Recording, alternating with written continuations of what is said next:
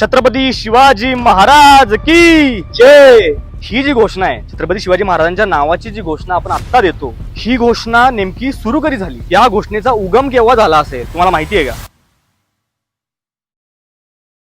अनेक परदेशी प्रवासी या भारतात आले आणि शिवाजी महाराजांबद्दल अनेक परदेशी प्रवाशांनी काहीतरी लिहून ठेवलं, पण आजपर्यंत ज्या गोष्टी आपल्याला लिखित स्वरूपात सापडल्या त्या प्रासंगिक स्वरूपाच्या होत्या. परंतु एक परदेशी प्रवासी असा आहे ज्याने छत्रपती शिवाजी महाराजांचं अख्खच्या अख्खं चरित्र लिहून ठेवलं आणि त्या परदेशी प्रवासाचं नाव आहे कॉस्मो द गार्डा, जो मूळचा पोर्तुगीज प्रवासी होता. सर्वात महत्वाचं म्हणजे छत्रपती शिवाजी महाराजांचं आद्य चरित्र कृष्णाजी अनंत विरचित सभासद बखर ही ज्या वर्षी लिहिली गेली त्याच्या अगदी पुढच्याच वर्षी या कॉस्मो द गार्डानं छत्रपती शिवाजी महाराजांचं पूर्ण सुव्यवस्थित एक चरित्र लिहिलं. आता या चरित्राबद्दल एक खास गोष्ट अशी की या कॉस्मो द गार्डानं एक अशी गोष्ट लिहून ठेवली आहे जी गोष्ट मराठ्यांच्या किंवा परदेशी प्रवाशांची जी काही साधनं आपल्याकडे उपलब्ध आहेत त्या कुठल्याच साधनात या गोष्टीचा उल्लेख आलेला नाही. त्याने छत्रपती शिवाजी महाराजांच्या सुरत लुटीविषयी जे काही लिहिलंय तो म्हणतो, स्वतःला इजा न करता शत्रूच्या बोटातून बाहेर कसं पडायचं हे शिवाजी महाराजांना अगदी व्यवस्थित माहिती होतं. याशिवाय शिवाजी महाराजांना स्वतःला इतरांपेक्षा जास्त माहिती असायची आणि शिवाजी महाराज स्वतः जातीनं हजर राहून सगळ्या शंका कुशंका दूर करायच्या. आणि सुरत लुटीच्या वेळी